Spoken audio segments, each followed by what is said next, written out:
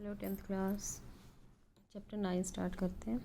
Some applications of trigonometry.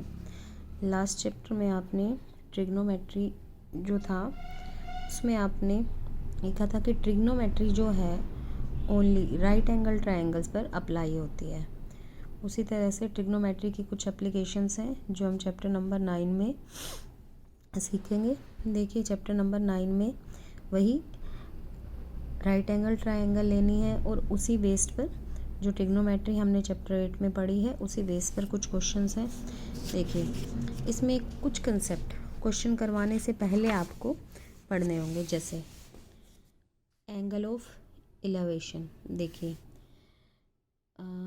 कुछ चीज़ें आपको इसमें गिवन होंगी, जैसे एक बिल्डिंग, ठीक है, या कोई टावर। तो बिल्डिंग हो या टावर हो 90 के एंगल पर होती है, ठीक है, तो ये राइट एंगल ट्रायंगल बनेगी।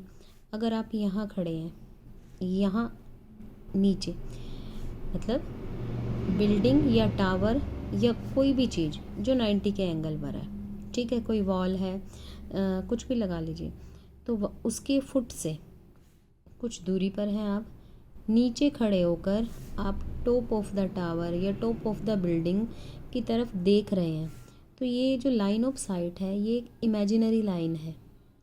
इमेजिनरी लाइन का मतलब ये लाइन बनती नहीं है, एक्चुअल में हमने ये लाइन कोई लगाई नहीं है।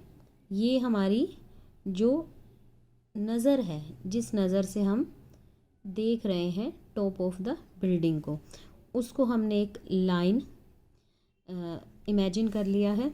और यहाँ पर हमारी लाइन ऑफ साइट और ये जो फुट और इस प्लेस के बीच में जितना जो डिफरेंस है, यहाँ पर जो एंगल बन रहा है इसको एंगल ऑफ इलेवेशन कहते हैं।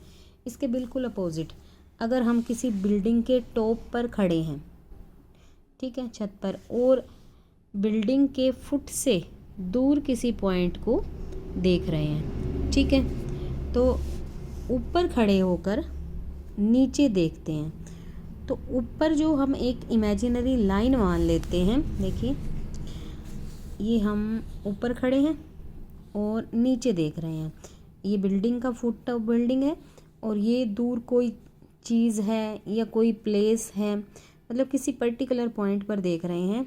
तो यहाँ से ये जो हमारी लाइन ऑफ साइट है, यहाँ से नीचे देख रहे हैं, तो एक ये लाइन हॉरिजॉन्टल लाइन जो कि इस अर्थ के पैरेलल हमने इमेजिन की है, मतलब ये लाइन है नहीं, हमने फॉर एग्जांपल इसको हमने ए बी माना, इसको हमने सी डी माना, तो A B parallel C D ये हमने इमेजिनरी लाइन बना ली है। तो इस पैरेलल, तो ये आपकी ये जो लाइन होगी, यहाँ लाइन ऑफ साइट जो है ये ट्रांसवर्जल हो जाएगी, ये A B parallel C D और ये ट्रांसवर्जल। तो यहाँ पर जो एंगल बनेगा, देखिए इसको हम कहेंगे एंगल ऑफ डिप्रेशन, ठीक है। तो जब ये दो लाइनें पैरेलल हैं, ये ट्रांसवर्जल है, तो ये एंगल ऑफ डिप्रेशन, यहाँ पर ये जो एंगल बनेगा ये एंगल ऑफ डिप्रेशन का अल्टरनेट एंगल हो जाएगा। तो अल्टरनेट, जब टू लाइंस पैरेलल होती हैं और ये जो है ट्रांसवर्जल है, तो ये दोनों एंगल अल्टरनेट एंगल हो गए। Alternate angles are always equal, तो इस एंगल को बोलते हैं एंगल ऑफ डिप्रेशन, और एंगल ऑफ डिप्रेशन जो है वो ऑलवेज एंगल ऑफ इलेवेशन के इक्वल होता है। तो क्वेश्चन करने से पहले हमें इन दोनों कंसेप्ट को, मतलब दोनों concept angle of depression and angle of elevation जो है, इन दोनों को समझना ज़रूरी है। तो इसके बाद हम क्वेश्चन नंबर 1 करते हैं। देखिए क्वेश्चन नंबर 1 क्या है इसमें। क्वेश्चन नंबर 1 देखिए, a circus artist is climbing a 20 meter long rope which is tightly stretched and tied from the top of a vertical pole to the ground. Find the height of the pole if the angle made by the rope with the ground level is 30 degree. देखिए ये figure इसमें ना given है। अच्छा, इस chapter में जो है अगर आपको फिगर बनानी आ गई, आपने फिगर सही बना ली, तो आपका क्वेश्चन जो है उसमें कोई प्रॉब्लम नहीं आएगी, बहुत इजीली आप क्वेश्चन कर सकते हो। लेकिन अगर फिगर समझ में नहीं आई तो क्वेश्चन नहीं हो सकता। अब उसने क्या कहा है कि सर्कल आर्टिस्ट जो है climbing a 20 metre long rope which is tightly stretched and tied from the top of a vertical pole. ये एक पोल है, ठीक है, यहाँ से पोल के फुट से कुछ दूरी पर, अब देखिए यहाँ से तो यहाँ रोप नहीं बांध सकते, इसका मतलब इसके टॉप से कहीं दूरी बांधी होगी, तो ये 20 मीटर है, टाइटली स्ट्रेच्ड की हुई है, ठीक है। तो हमने पोल की हाइट फाइंड करनी है, और यहाँ पर ये एंगल, जो एंगल ऑफ इलेवेशन जो है ये 30 डिग्री है। देखिए बहुत इजी है ये क्वेश्चन। तो ये फिगर बन गई। अब हमने हाइट फाइंड करनी है।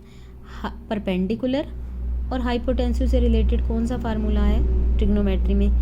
ट्रिग्नोमेट्री में साइन जो है, यहाँ एंगल 30 है तो साइन का फार्मूला क्या होता है? Perpendicular upon hypotenuse. देखो इन ट्रायंगल ABC ले लो इसको, in triangle ABC AB upon AC, AB upon AC मतलब perpendicular upon hypotenuse equal to sine 30।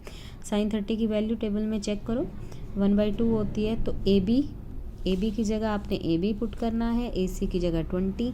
अब क्रॉस मल्टीप्लाई कर दो इसको, 2AB इक्वल टू 20 और AB इक्वल टू 20/2।